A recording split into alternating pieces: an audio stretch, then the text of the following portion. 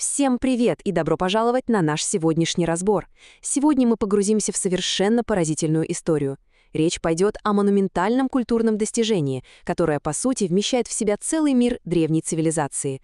Это рассказ о том, как культура, наука и повседневная жизнь целого народа могут быть бережно собраны под обложкой одного единственного труда. Сразу возникает очень интригующий вопрос. Как вообще возможно, чтобы одна книга стала зеркалом целой цивилизации? Давайте ответим на него, посмотрев на сам масштаб и размах того, что этот источник рассказывает нам о уйгурском наследии. Итак, первая большая тема нашего обзора — шедевр уйгурской цивилизации. Мы говорим о труде, тесно связанном с выдающимся историком Махмудом, и это потрясающий пример, эдакая гигантская мозаика знаний. Это ведь не просто литература, а фундаментальная база, которая опирается на колоссальные столпы — историю, литературу, фольклор, астрономию, географию и этнографию. Все эти дисциплины переплетаются, создавая живую, многомерную картину прошлого. Но самое главное здесь то, что эта работа — настоящее методологическое чудо. Автор не просто набросал факты в кучу.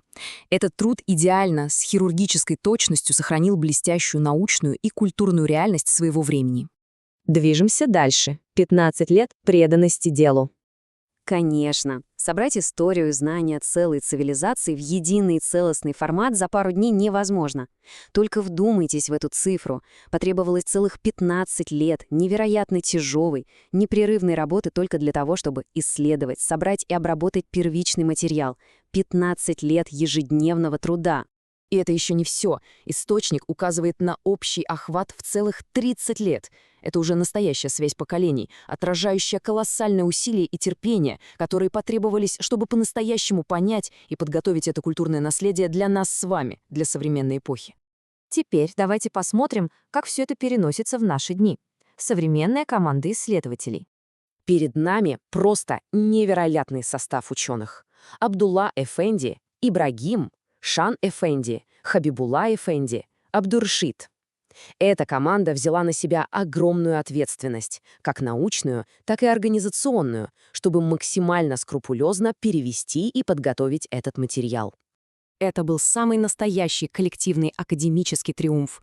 Им пришлось преодолеть огромные барьеры, чтобы убедиться, что каждое переведенное слово передает всю глубину оригинальной культуры. По сути, они переводили не просто текст, они переводили целый мир. Что подводит нас к следующей части. География, этнография и язык. Чтобы по-настоящему осознать ювелирную точность работы этих ученых, давайте спустимся с макроуровня целой цивилизации на микроуровень лингвистики. И тут начинается магия. Возьмем всего один крошечный суффикс — «лак». В тюркских языках он обозначает конкретное место, физическую среду или географическую особенность, и этот маленький элемент идеально отражает физическую географию и жизнь уйгурского народа. Посмотрите, как эта лингвистическая география работает на практике. Обычные слова буквально привязаны к ландшафту и выживанию. Сулак — водное место, кышлак — место зимовки, отлак — пастбище, тузлак — солончак. Простые суффиксы превращаются в ярчайшие картины реального, физического мира.